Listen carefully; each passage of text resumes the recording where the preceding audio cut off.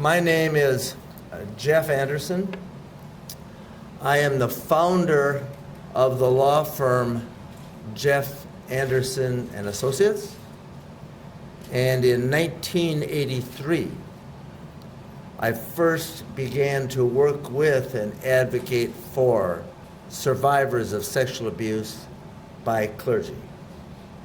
And every day since, I have had the honor to stand with and work for survivors of sexual abuse by clergy, and every day believe that we have been a part of exposing a grave peril in this country and worldwide.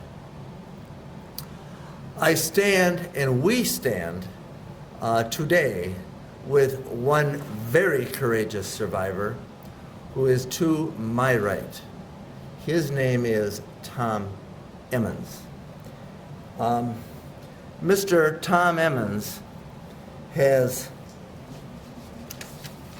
made a choice, and it's a very powerful choice, and that is not just to stand up for himself and to share the sorrow of his past and the truth that it is, but he has made a choice to take action. And that action is to initiate this lawsuit today against every single Catholic bishop and diocese in California and the Archdiocese of Chicago. Why? Because there is a peril. Why? Because there is a hazard. Why? Because there is a danger that he and we feel compelled to expose. And that begins today with this lawsuit that he has now filed in Los Angeles. It is for nuisance. Nuisance doesn't describe really what it is, because the peril is that the Catholic bishops in California, in real time and in the past, have engaged in such dangerous practices that there is and has been a grave peril to children in the communities across the state. And some of those perils, those predator priests, have been moved out of the Archdiocese of LA over the years to various locations. In 1983, we first brought suit on behalf of courageous survivors and have been doing so since. In 1993, we also began to work with survivors rigorously in California and across this state, and to the present. And appreciating how grave the peril is today and has been in the past, and how little actually has been done by the Catholic bishops to protect kids and take action and actually disclose the secrets they've kept, we have, and our firm has prepared, what we call the Archdiocese of Los Angeles Clerical Sexual Abuse Report. This report is a detailed history and account that we have discerned from lawsuit records, from public records, from information that has been assembled by us, that is publicly available and now disseminated, and describes not only that there has been 309 predator priests, offending clerics, who worked and abused in the Archdiocese of Los Angeles, but it describes in each case a history that we have described, and it more importantly describes the pattern and the practice that has and is being employed by the Catholic bishops in California. Not in the past, but as we speak. And that pattern mirrors the same pattern that the grand jury in Pennsylvania found in the grand jury report recently released, just like this report released today and now posted on our website at andersonadvocates.com. And that report and this report describes a playbook. That the problem is everywhere, and the problem today we're describing is in California. And the problem also identifies that there is a playbook being employed, and those are words used in the Pennsylvania grand jury report and the words used in this report, being employed by the Catholic bishops. And that playbook is to move, to transfer, to hide, to conceal, and keep secret not only the identities of all the offenders, but their histories and the documents that reflect their crimes over the years.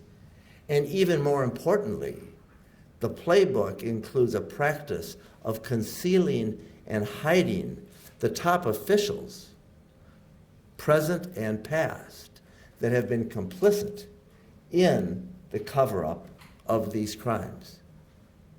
The playbook in California and the report pertaining to the Archdiocese of Los Angeles also, quite alarmingly, also describes that there have been 37 priests who have offended in the Archdiocese of Los Angeles, and 37 of those offenders have been moved secretly out of the Archdiocese of Los Angeles and into not just other parishes and in other states, but into other countries. So the scope of this is global and worldwide. And behind me, you can see there is, in this report, also a map that identifies where the 37 offenders that have been moved outside of the Archdiocese, outside of the country, to other countries, from Mexico to Canada, to the Philippines, to India, and to South America, and other places across the globe. So the scope of the problem in California and in the Archdiocese is way beyond the geographical limits of this place and this space. And so we are really grateful to stand with Tom Emens today and for his courage in standing up for survivors across this state and across this country and even across the globe, to take this action to expose the peril, to take this action to expose not only those that would offend the children, but those that have chosen to be complicit in it, namely the top officials of the Catholic bishops in California. It takes a lot of courage. And so he's here to share with you why he's chosen this action and speak to that. And Tom Emens, our gratitude to you. And why don't you tell us why it is you are here with us standing today. My name is Tom Emens. From Camarillo, California. And I'm not only a victim survivor, but I'm an empowered survivor. And so today is the day where I not only tell my story about what happened to me, but I empower every other victim out there who has neither the courage or just not around at all to even tell their story. To my left here, you'll see a picture of me with Monsignor Mohan. He was a very, very close family friend. He came over from Chicago in 1973, spent 20 years in ministry, and he was, like I said, he was a close family friend. I remember birthday parties with him. I remember picnics with him. He sexually assaulted me for about 2 years, from about 10 until 12. So I'm not going to go into any details about that, but what I want to say, the most important thing I could say to everybody that's listening and watching right now is this lawsuit is really the only opportunity I have at this point in time to find justice, not just for myself, but to bring all the victims that are in the shadows out and to help them moving forward. And don't underestimate this moment in time. You will remember this moment in time. Thank you. And Tom, as we contemplated this lawsuit and as you chose to bring this lawsuit here today, it is in nuisance, and that is to identify not only the offenders, some of whose pictures we have behind us in the Archdiocese of Los Angeles, but to force and to cause all the bishops in California to come clean with the secrets that they know. That is, the identities of the offenders and the histories of those offenders that reflect cooperation and complicity by top officials, including current officials, including current bishops, including all those at the top in California and the Archdiocese of Chicago, from which this offender came and was moved to California in 1973. So it is with that purpose that you stand today with us to cause the Catholic bishops in California to have to come clean. Hold on to that for a minute, Tom. And I also want to identify right here. This is also actually a call to each of the current Catholic bishops, made by Tom Emens, made by the survivors and advocates that stand with us today, and made on behalf of all the survivors and their families, to all the Catholic bishops in California to come clean. And what does that mean? It simply means let the public, let the police, let the people know who the offenders are that you have kept secret, that you have not revealed, and also let the people, the public, the parishioners, and the police know who's been complicit in these crimes. And that is the officials of each of the dioceses, including the current and former bishops in each of the dioceses. Yes, each of them. And what his lawsuit and what this lawsuit does today is a clarion call using the court to get the clerics at the top to come clean and tell the truth, and thus to abate the peril. That's a big word for stop allowing kids to be hurt by priests and keeping secrets concerning it. This lawsuit seeks to force each of these bishops in each of these dioceses across the state to not only disclose the identities, and all of them, of all the offenders, but their histories and the documents that they keep secret in their secret files. It's also notable that this offender right here, who's now deceased, but who was moved to California in the 1970s, is not on any list or any public disclosure made by the Catholic bishop or archbishop in LA, is not on any list that they have made or disclosed. And it is Tom Emens, who was violated, who was assaulted, who was repeatedly by this offender, Thus, the secret is kept. So,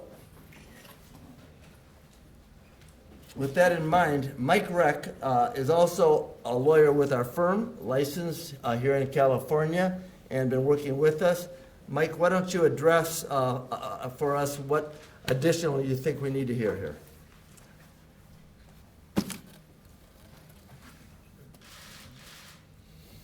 Good morning. My name is Mike Reck. I'm an attorney with Jeff Anderson and Associates, one of Tom's lawyers. And while his lawsuit naming every diocese in the state is groundbreaking and alleges that there is a conspiracy between and among them, what you have today in this report that was created by our firm showcases how this was orchestrated right here in the Archdiocese of Los Angeles. Inside that report are not just the identities of more than 300 alleged perpetrators. There are assignment histories and the records that we were able to cull from various public sources without assistance, in many cases, from church officials. And the reason there is not only a lack of assistance, but a cover-up by these officials, is that here in the Archdiocese of Los Angeles, the abuses occurred at the highest levels. Not just the cover-ups by those like Cardinal Mahoney and the like, but actual abusers at the upper echelon of diocesan offices. There are 2 auxiliary bishops who are essentially second in command for such a large archdiocese, who were personally accused of sexual abuse of children. Those offenders at the highest levels are Bishop Juan Arzube and Bishop Patrick Zeman. If you were to look in our report, and available on the website, are photos of these individuals. Bishop Arzube was accused of abuse and has since been deceased. Additionally, Bishop Patrick Zeman, also accused of abuse, listed as credibly accused and admitted by the diocese on their list, an offender at the highest level of this archdiocese. Now we have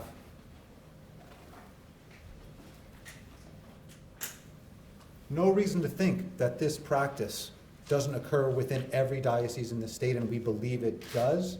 And we believe that the light shown by brave survivors who are willing to hold them accountable, like Tom, will disclose this in every diocese throughout the state.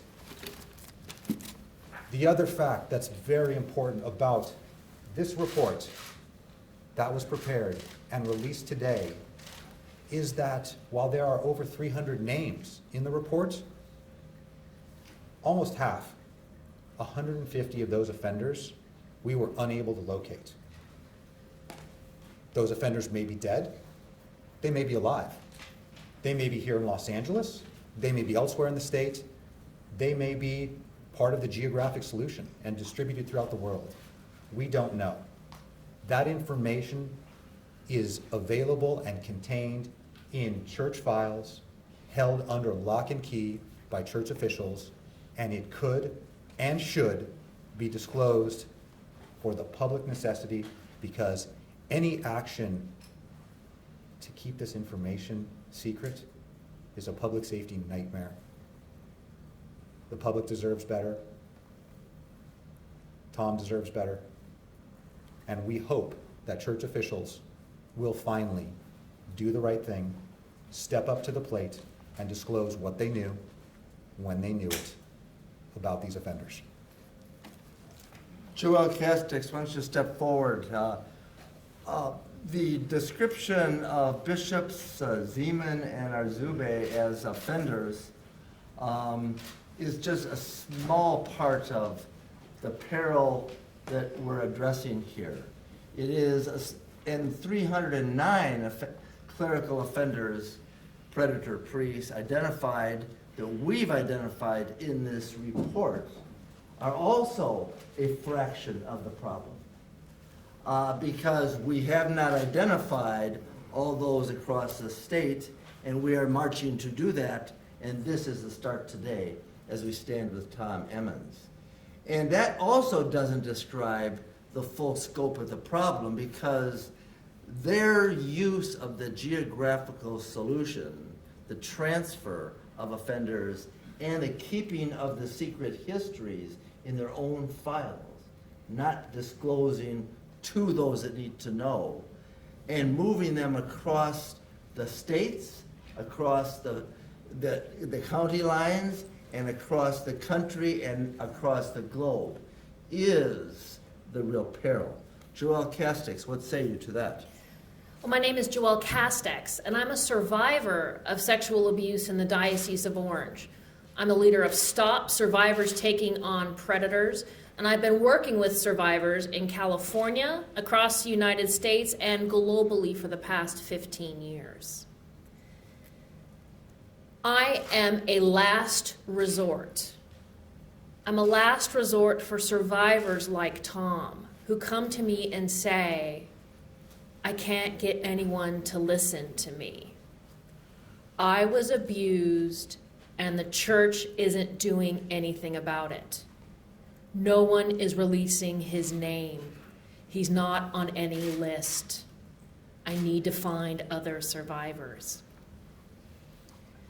I am the last resort for scared parents and community members who say, wait, is there a list of men who sexually abuse children in the diocese?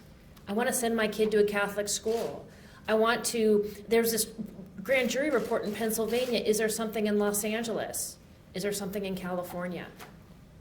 And I say, well, we cobble something together here, we cobble something together there. Why do survivors have to be the last resort? Now we have something for Los Angeles. Slowly, the dioceses across the state are sending out little teeny lists. Like in San Diego, we find out about J. Patrick Foley, who was released on their latest list of offending clerics, but we find out he's been saying masses up and down the state, even though his faculties had been revoked because of credible allegations of child sexual abuse. This is a public nuisance. We don't know who these men are. We don't know where they are, and we don't know where they have access or whose children they are currently engaging. I'm so proud of Tom and everything he's doing. He's standing up there. There is no financial remuneration or anything. This is standing up for the truth. And he's doing it for every survivor, because for years he stood up screaming into the wind saying, no one's listening to me. Today the whole world is listening. And today the bishops need to listen. Because a geographic solution, dumping these priests places where vulnerable populations won't report, is no longer going to be acceptable.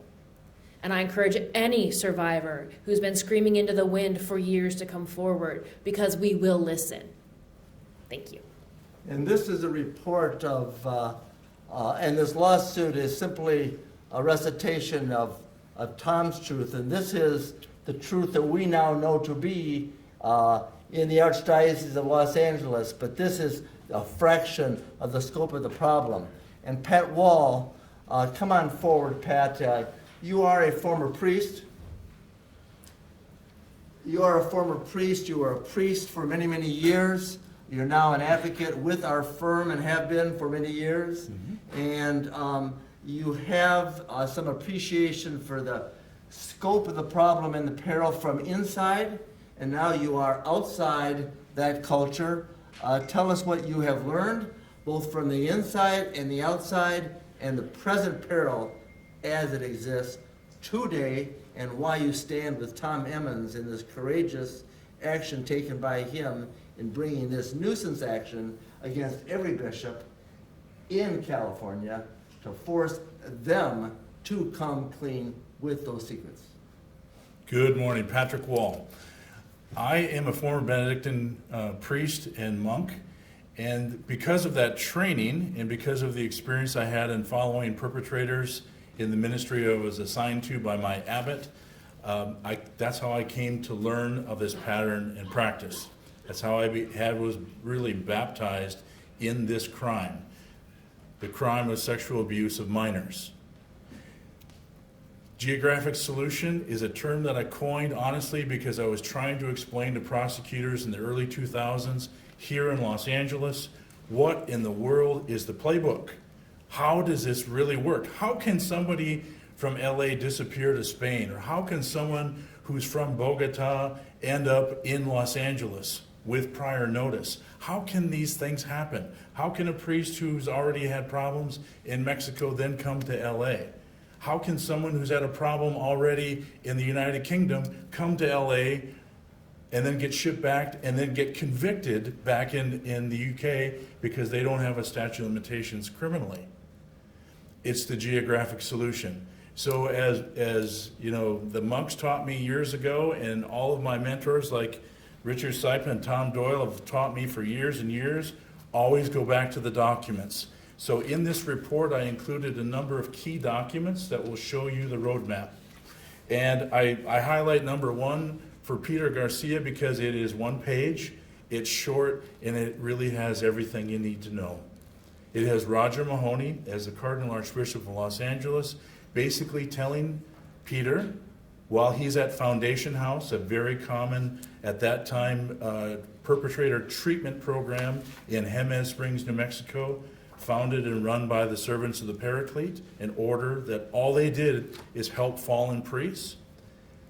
The Cardinal is instructing Peter Garcia, do not come back to Los Angeles because there are going to be civil and criminal repercussions if you do return.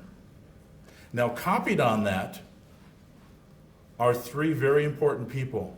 Bishop Juan Arzube, which Mike already talked about, as a known perpetrator and a supervisor. Archbishop Robert Sanchez of the Archdiocese of Santa Fe, who you will remember very well, was removed because of his own crimes against minors.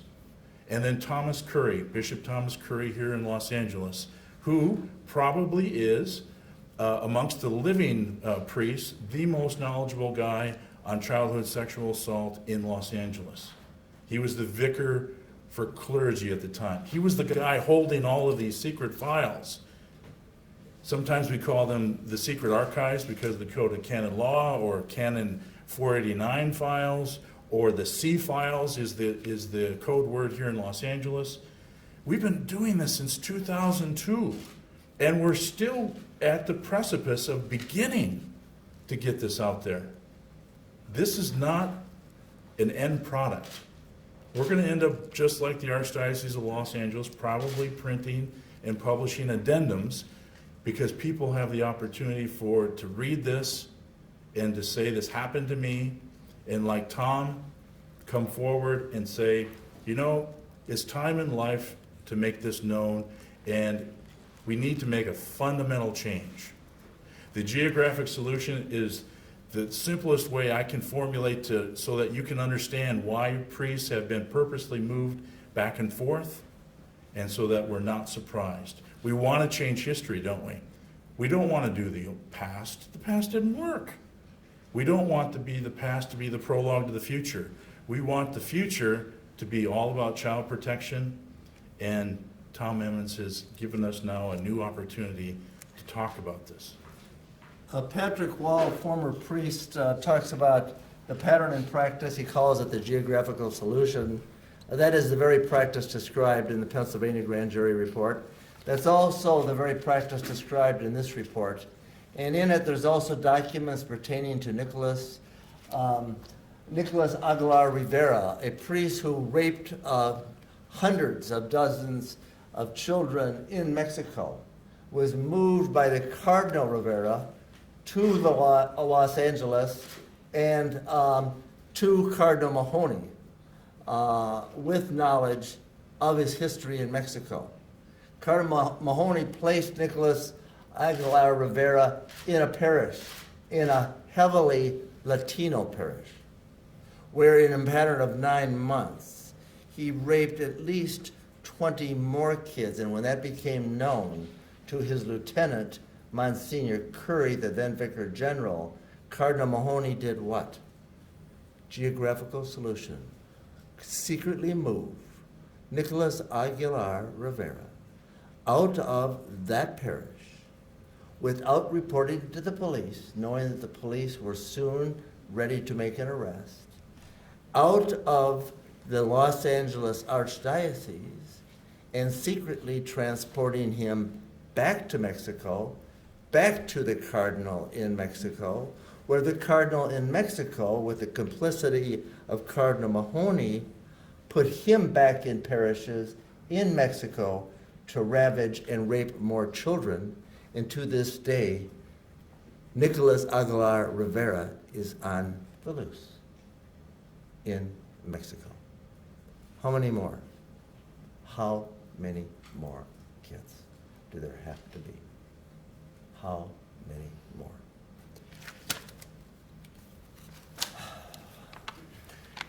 This is not just a global problem. It's not just a problem in California. We're addressing the California problem today, but it is clearly also a problem in the Latino community. And we have an advocate with us, Beatriz Mendoza. Beatriz, why don't you step forward? And I think it'd be helpful for you to just address to the Spanish-speaking folks a little bit about why we're here and why you stand with us as an advocate working with us today for child protection.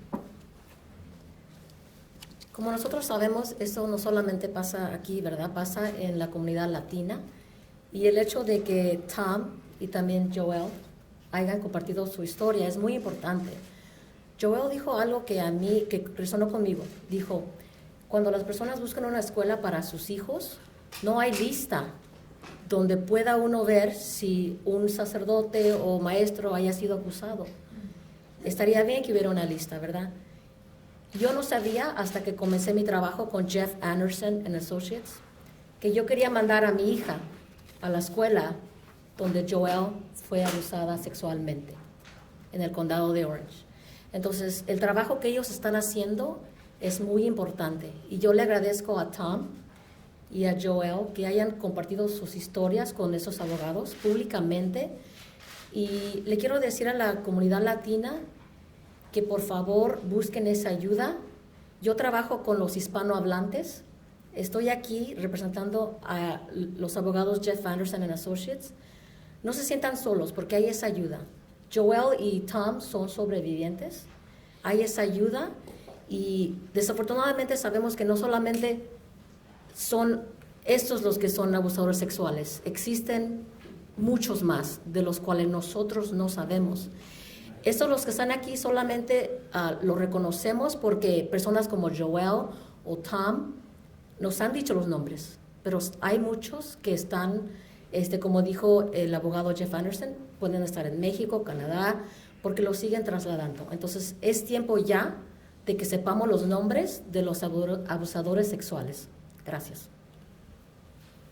Tom, step forward here.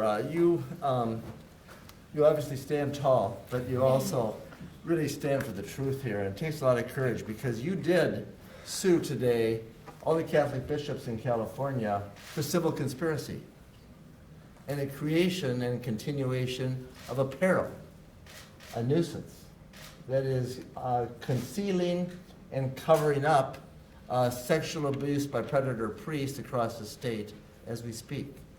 What made you, Tom, want to do this so much and to stand with us today? Tell us what's behind this. I think the number one reason I came forward today is because I actually found another victim of the same priest. And I didn't know until that moment that that was the direction I had to go in, because this person was in a really, really bad place, and I was there as well. And if we're looking at, a person's path in life, you go on different paths, and I believe this moment in time was given to me by God himself, because I have to continue this path to help him and anybody else, because I don't know how many more victims are out there. We don't know. Just take a look around. For every single priest on this list, maybe multiply it by a factor of 1 or 2, and that's way too many. So That's the reason why. Because moving forward, we have to protect the kids. Okay? If we don't protect the kids looking forward, then what are we doing here? What are we doing here?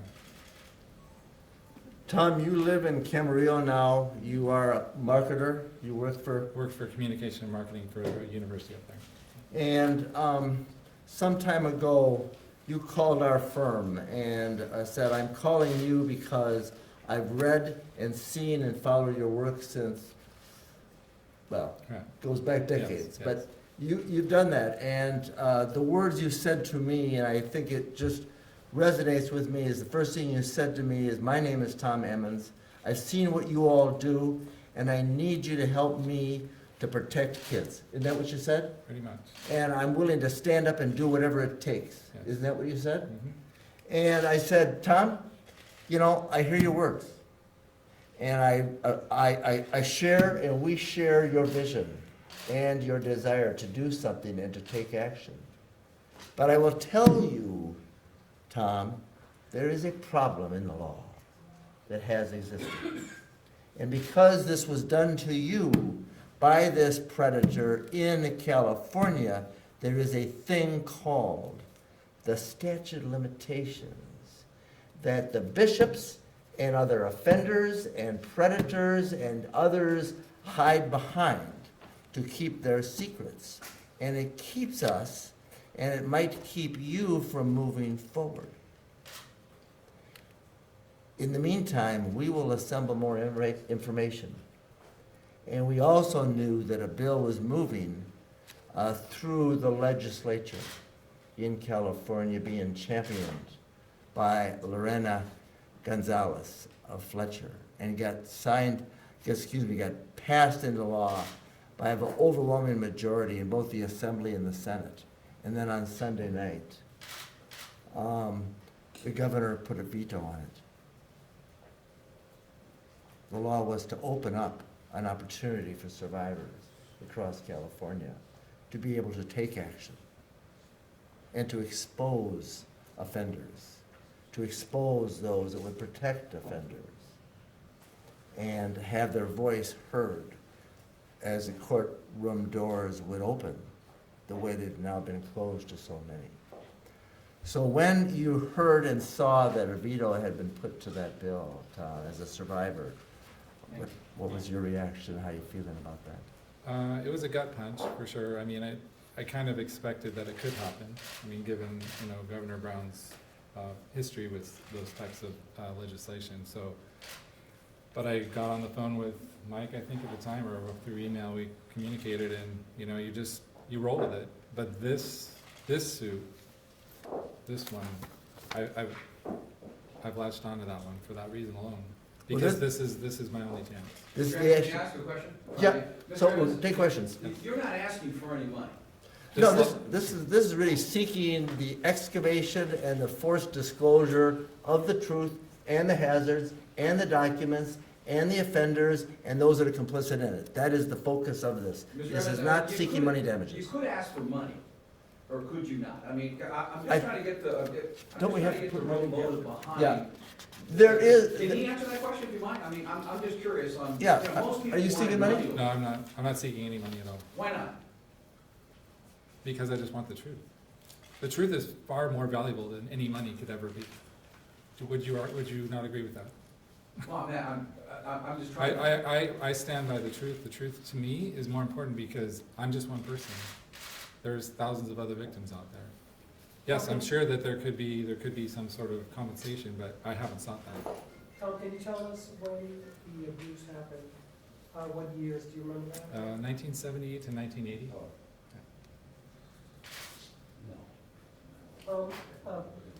Mr. Anderson, so we have this report of clergy that are being accused of sexual abusing many children.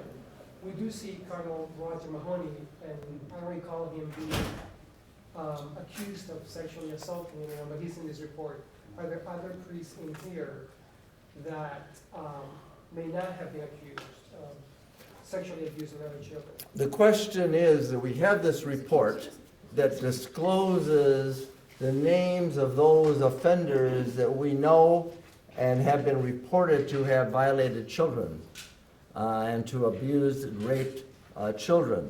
And the question is what about those that aren't in the report? The report has 309 in the Archdiocese known to us through our excavation and research alone. But the question is, really the question that is for all of us today and for the Catholic bishops to answer in court. That is, how many more do you know about? How many more predators are out there in California and across this land that you moved out of California that you know about? How many more documents do you have that evidence those crimes and the cover-ups of them? And how many more kids are going to get hurt as you continue to keep these secrets? That's why this lawsuit brought by this man is against those bishops engaged in a continuing cover-up called civil conspiracy and public nuisance. That's why he acted, to protect those kids, to expose the peril and the problem worldwide. And to you, Tom Emens, on behalf of myself, on behalf of all the survivors and the advocates that stand with us today, and more importantly, on behalf of the kids that may not get hurt for the reasons that you took today, as a result of the action you're willing to take tomorrow, we are grateful to stand with you and on behalf of those kids that may not be hurt because of you. Thank you, sir. You're a courageous man. Come on, give it to me. Tom, you may have said this, I logged in a little bit late, however, can you tell us how old you were? And I know you didn't want to share the circumstances of your abuse, but I was 10 when it started, and I was about 12 when it ended. And this was in California? It was in California. Whereabouts? Anaheim. Anaheim. Was this a church situation, a parish you attended, or was it a Catholic school? Both. St. Anthony Claret was the church, and I lived in Anaheim, and the Monsignor Mohan lived around the street from us. And the details and the location of where the priest offended him are in this. And what's also known to him and to us is that there are others that he knows about that have never been disclosed. And so the purpose of today is to not only disclose a history known to them about this offender, Mohan, but all the others who are involved. So thank you very much. Thank you, Tom. Thank you all. And we're more than happy to take any other questions off camera and do one-on-one interviews as well. Tom,